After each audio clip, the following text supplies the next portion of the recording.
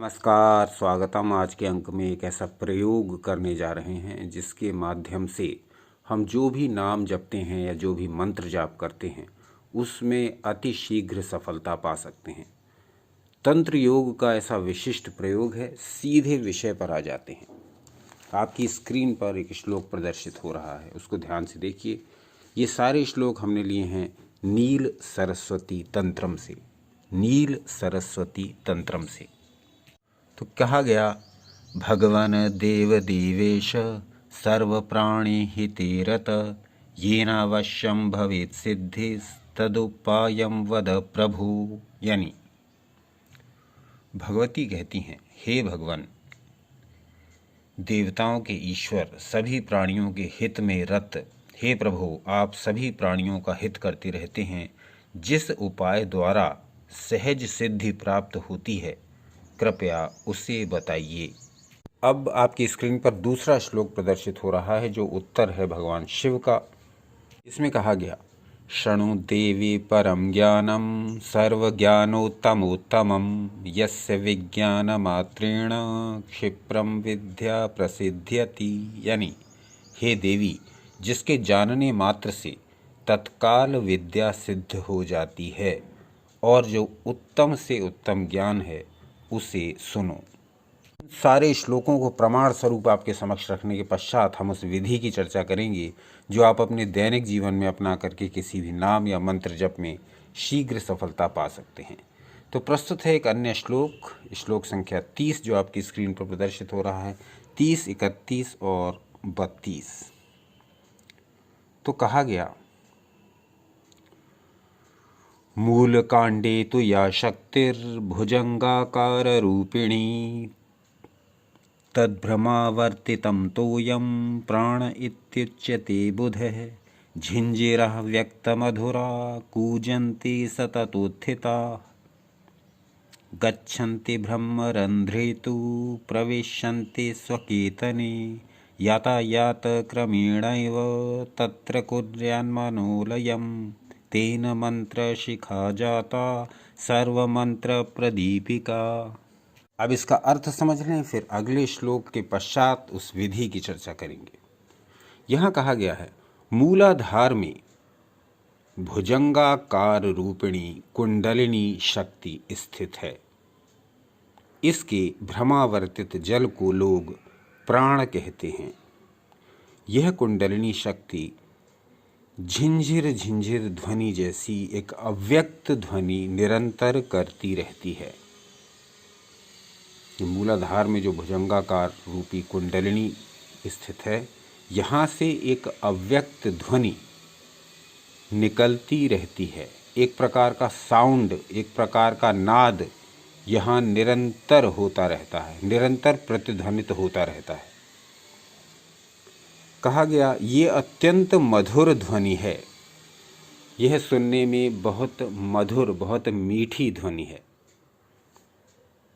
यह सर्वदा जागृत रहकर ब्रह्मरंध्र में गमन करती है।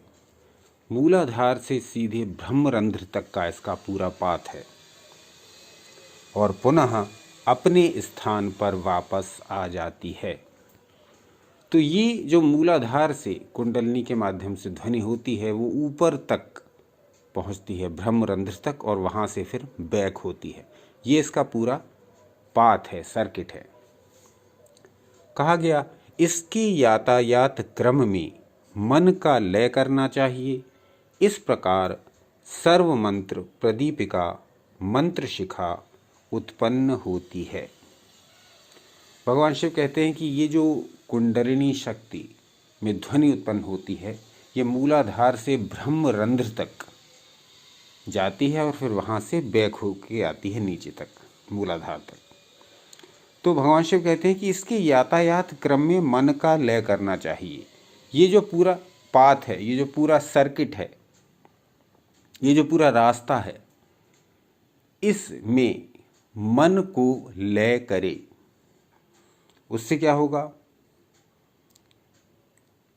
सर्व मंत्र प्रदीपिका मंत्र शिखा उत्पन्न हो जाती है। हर मंत्र को प्रकाशित करने वाली सर्व मंत्र प्रदीपिका, हर मंत्र को प्रकाशित करने वाली मंत्र शिखा उत्पन्न हो जाती है। अगला श्लोक देख लेंगे, उसके पश्चात सीधे उस विधि पर आएंगे। कहा गया, तमः पूर्णे ग्रहे यद्वन् किंचित प्रतिभासते शिखाहीनास्तथा मंत्रा न सिद्ध्यन्ते कदाचन। अब कहते हैं, जैसे अंधकार से भरे घर में कुछ भी दिखाई नहीं देता, उसी प्रकार शिखाहीन मंत्र कभी भी सिद्ध नहीं होती। तो मंत्र सिद्धि की एक विधि, नाम जप सिद्धि की एक विधि हमें हाथ लग गई है, और अब हमारा कर्तव्य है कि हम किस प्रकार से इसका पालन करके अपने नाम जप या अपने मंत्र जाप को सिद्ध करें। तो भगवान शिव स्पष्ट कहते हैं कि जैसे एक कमरा है, जैसे एक घर है, वो पूरे घर में अंधकार है। अब उस घर में हम कुछ देखना चाहेंगे तो जो चीज़ें रखी हुई हैं उस घर में वो दिखाई नहीं देंगी, पूरे घर में अंधेरा ही दिखेगा। तो उसी प्रकार से जब तक हम मंत्र को इस विधि से, मंत्र सिद्ध करने की, नाम जप सिद्ध करने की और भी विधियां हैं, परंतु आज जिस विधि की चर्चा कर रहे हैं वो नील सरस्वती तंत्र से दी हुई है। तो इस विधि को जो लोग अपनाना चाहें वो अपना सकते हैं।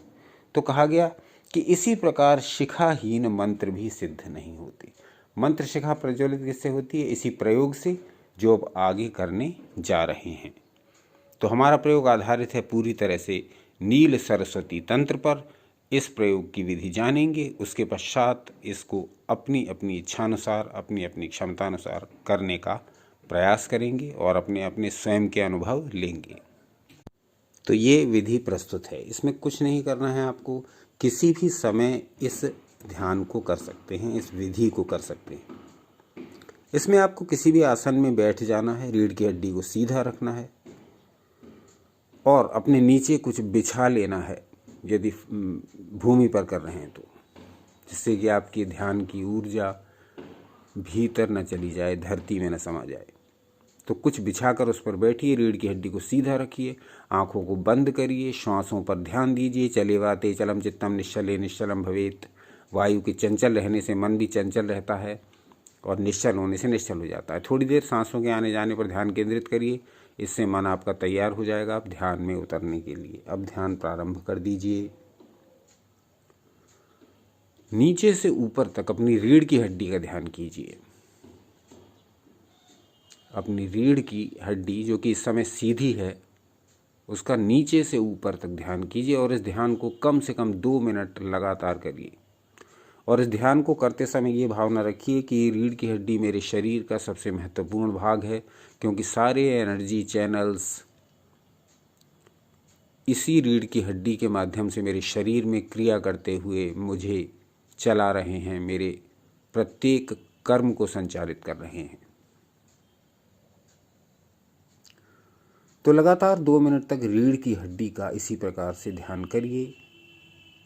सीधी अवस्था में आपने रीढ़ की हड्डी सीधी कर रखी है। अब आप जो मंत्र जपते हैं या जो नाम जपते हैं उसको जपना प्रारंभ करिए। इसमें कोई बंधन नहीं है। इसमें आप वाचिक मांशुमान से कैसा भी जप कर सकते हैं। बोलकर जप कर लीजिए, बुदबुदा कर जप कर लीजिए या मानसिक जप कर लीजिए।